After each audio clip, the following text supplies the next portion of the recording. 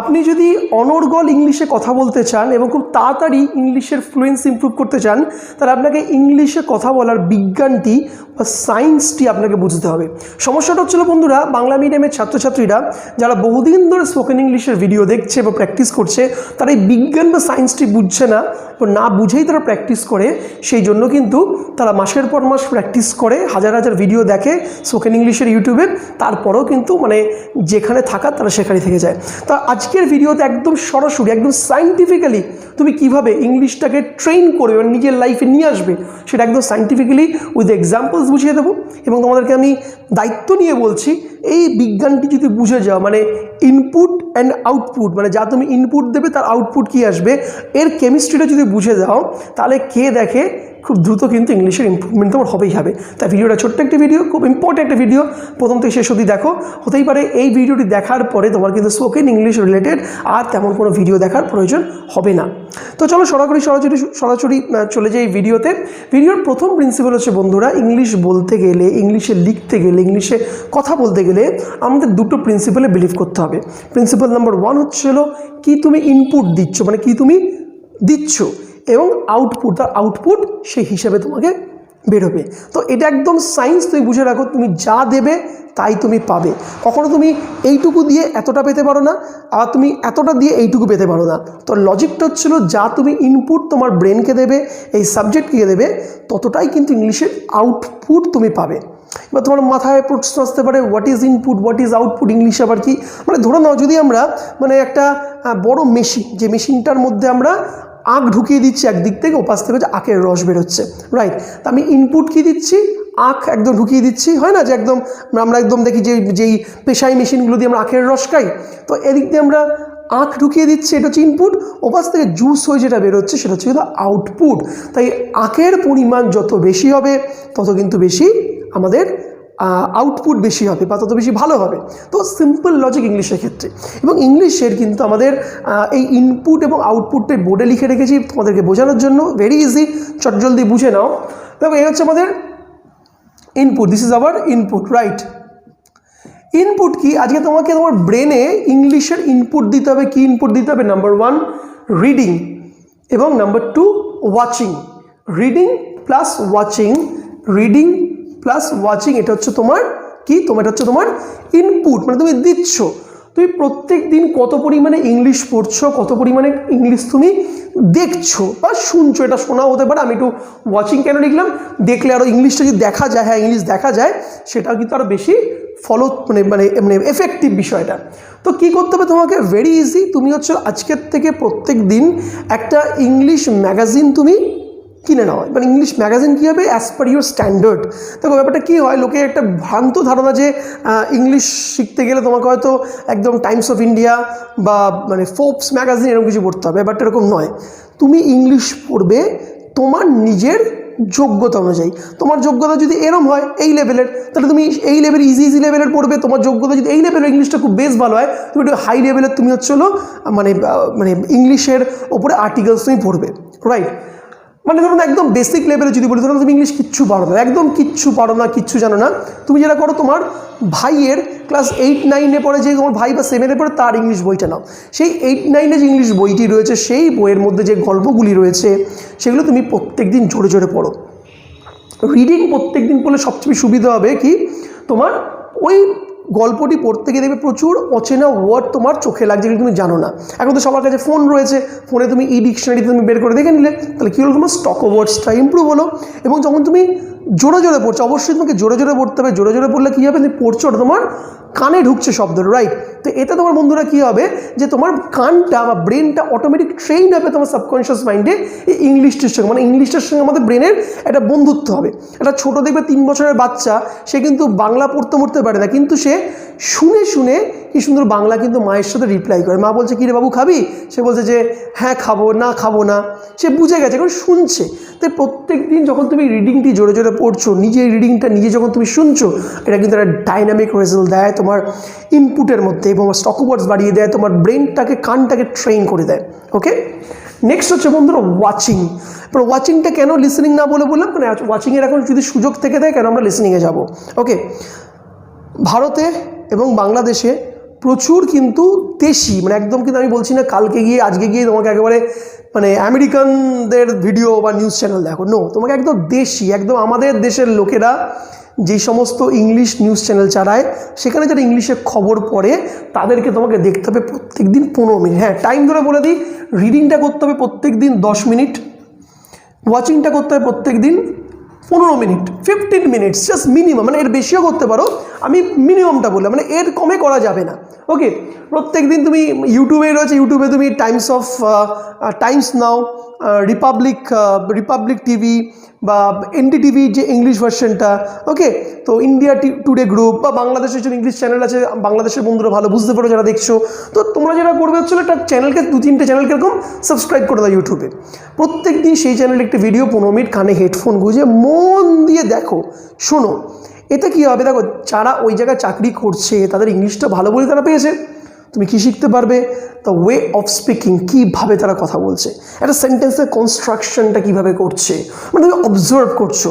মানে সে প্রত্যেক দিন যদি বলে I have done the job, I have done the work, I have seen the movie, এই করতে করতে তোমার একটা সেন্স দাঁড়িয়ে যাবে, কোথায় I have done বা I have seen বা I have completed আমরা ইউজ করবো, এটা করতে করতে করতে করতে ইউজ হয়ে যাবে, এবং তোমার একটা লিসেনিং অ্যাপটি ক্রিয়েট ঠিক হয়ে যায়। মানে ধরে নাও হঠাৎ করে তোমাকে যদি একটা আমেরিকানের সাথে কথা বলতে হয়, কথা তো পরে বলবো, আগে তোমাকে তো বুঝতে হবে সে আমেরিকানটি কী বলছে, ওরা এমনভাবে তাদের অ্যাকসেন্টে কথা বলছে, এমন একটা কনভেন্টেড ছিল, ফার্স্ট ইংলিশ বলতে ধরতেই পারলে না, তো তোমাকে তাকে ধরতে হবে, বুঝতে হবে যে ওর ভাষাটা কী, বোঝাটা। তো তোমার যদি ওয়াচিংটা ঠিকঠাক থাকে, প্রতিদিন যদি 15 মিনিট করে তুমি ওয়াচ করো, অ্যাটলিস্ট নেক্সট 1 মাস করে থাকো, তুমি দেখবে তোমার ইংলিশটা বোঝার ক্ষমতা কত বেড়ে গেছে, ইংলিশটা ক্যাচ করার ক্ষমতা কতটা তোমার কিন্তু বেড়ে গেছে অ্যামেজিংলি, রাইট। এটা ছিল ইনপুট, এই দুটো মিলিয়ে কী হলো আমাদের বন্ধুরা, ইনপুট। এবার চলে আসছি আমরা বন্ধুরা আউটপুটে। Output, what is output? Output হচ্ছিল ইনপুট যেটা দিলাম, মানে এদিক থেকে তো আমরা আখগুলো ঢোকালাম, অবস্থায় কী বেরোবে, আখের রস আমরা একদম মগে করে পাবো। তো এবার ইনপুট দিয়ে দিয়েছি, এবার আমাদের কিন্তু আউটপুটটা নিতে হবে। মানে প্রথম 7 দিন শুধু ইনপুট দাও, 7 দিন পর থেকে ইনপুটও দিচ্ছি সাথে আউটপুটও নিচ্ছে, কারণ একটু প্রথমে ইনপুট একটু বেশি দিতে লাগে। আউটপুট কি, স্পিকিং অ্যান্ড রাইটিং। আউটপুট কি, স্পিকিং অ্যান্ড রাইটিং। দেখো খুব লিটারালি ব্যাপারটা বোঝার চেষ্টা করো যে আজকে শুধু বই পড়ে ইংলিশে কথা বলা যায় না, শুধু গ্রামার শিখে ইংলিশে কথা বলা যায় না। ইউটিউবের হাজার হাজার ভিডিও পাবে, তুমি গ্রামারের ওপরে ভিডিও পাবে, স্পোকেন ইংলিশের ভিডিও কিন্তু সেগুলো নয়। ইংলিশ গ্রামার একটা ইম্পর্টেন্ট পার্ট মানছি, বাট শুধু গ্রামার শিখে কেউ কিন্তু ইংলিশ বলতে পারে না। আমি তোমাকে এরকম হাজার উদাহরণ দিয়ে দেবো, প্রচুর ছেলে মেয়ে আমি তাদের ব্যক্তিগত চিনি, আমার স্টুডেন্ট, সে হয়তো মানে he is not very good in grammar but he is very good in English speaking. সে কিন্তু গ্রামার অত ভালো না হওয়া সত্ত্বেও সে ইংলিশে কথা বলতে পারে দুর্দান্তভাবে। কীভাবে? তো কী বলছি বিষয়টা, গ্রামারটা আলটিমেট সলিউশন না ইংলিশ স্পিকিংয়ের ক্ষেত্রে। আমি একবারও বলছি না গ্রামারটা জানা দরকার নেই, কিন্তু 5টা ভিডিও আমি নিচের ডেসক্রিপশনে দেখো দিয়ে দিয়েছি। Tense, negative sentence, interrogative sentence, WH এবং ভার্ব, এই 5টা চ্যাপ্টার তুমি যদি জেনে যাও, তুমি কিন্তু অনায়াসে যে কোনো মানে স্পোকেন ইংলিশের তুমি ইম্প্রুভমেন্ট করে ফেলবে। তার জন্য তোমাকে মোটা গ্রামার বই কিন্তু মুখস্থ করা পড়ার দরকার পড়বে না। তো স্পিকিং প্র্যাকটিস, তোমাকে স্পিকিং প্র্যাকটিস করতেই হবে ভেরি ইজিলি। কীভাবে করবে দেখিয়ে দিচ্ছি। জাস্ট তুমি এই মুহূর্তে আমি সামনে তোমাদের সাথে কথা বলছি, আমার চারপাশে দুটো জিনিস কি আছে, আমার চারপাশে দুটোই, প্রথম রয়েছে এই মোবাইলটা যেটা তুমি শ্যুট করছি, আর সেকেন্ড কী রয়েছে, ধরো এই হোয়াইট বোর্ডটা রয়েছে। আমি দুটো নিয়ে আমি 5 লাইন করে 2টি প্যারাগ্রাফ লিখবো। কীভাবে লিখবো 5 লাইন করে প্যারাগ্রাফ লিখবো? সিম্পলি ধরে নাও, মানে প্রিন্সিপালটা বোঝো, একটা লাইনে মানে এই স্পিকিং রাইটিংয়ের এই প্রথমে রাইটিংটা হয়ে যাচ্ছে, তার স্পিকিংটা হয়ে যাচ্ছে। কী হবে, আমরা প্রথম কি 5টা লাইন লিখবো এক একটা টপিকের, 5 লাইনস, দ্যাটস এ কটা লাইন, জাস্ট 5টা লাইন। নাম্বার 2, প্রত্যেকটা লাইনে কটা শব্দ থাকবে, 5 থেকে 6টা max to max word limit, এর বেশি ওয়ার্ডস আমাদের থাকবে না। ওকে, 5টা লাইন, প্রত্যেকটা লাইনে 5 থেকে 6টা করে শব্দ। উদাহরণ দিই, এই মোবাইলটা নিয়ে আমি যদি 5টা লাইন লিখি, 5 থেকে 6টা করে শব্দ নিয়ে কী বলবো, I have a mobile, I have a mobile, 4টে word. Okay, the name of the mobile is Vivo S1 Pro, the name of the mobile is Vivo S1 Pro, 6টা হলো এখানে। ওকে, I bought this phone 1 year ago, I bought this phone 1 year ago, 6-7টা হলো, right. The price of the phone is 18,000, the price of the phone is 18,000। Right. তো এখন এখানে 5 থেকে 6টা line হয়ে গেল, তো এটা কি লেখা হয়ে গেল। লেখা হয়ে যাওয়ার পরে মানে এখানে আমার রাইটিং পার্টটা হয়ে গেল। ওকে, লেখার পরে স্পিকিংটা করতে হবে। কীভাবে স্পিকিং করবো, একদম সোজাসুজি দাঁড়াবে, একদম দাঁড়িয়ে আয়নার সামনে দাঁড়াও, বা মা বাবা সামনেকে টিচার বানিয়ে নাও, তাদেরকে পড়া দাও। কীভাবে বলবে, একদম ধরো এখন সন্ধ্যেবেলায়, কি তুমি সন্ধ্যেবেলা দিয়ে পড়া দিচ্ছ, কীভাবে দেবে। Good evening all of you. Today my topic is about the mobile. I have a mobile and the name of the mobile company is Vivo S1 Pro. I purchased this mobile 1 year ago and the price of the mobile is around 18,000. তো দেখো একটা presentation হয়ে গেল, আমার রাইটিংও হয়ে গেল, speaking হয়ে গেল।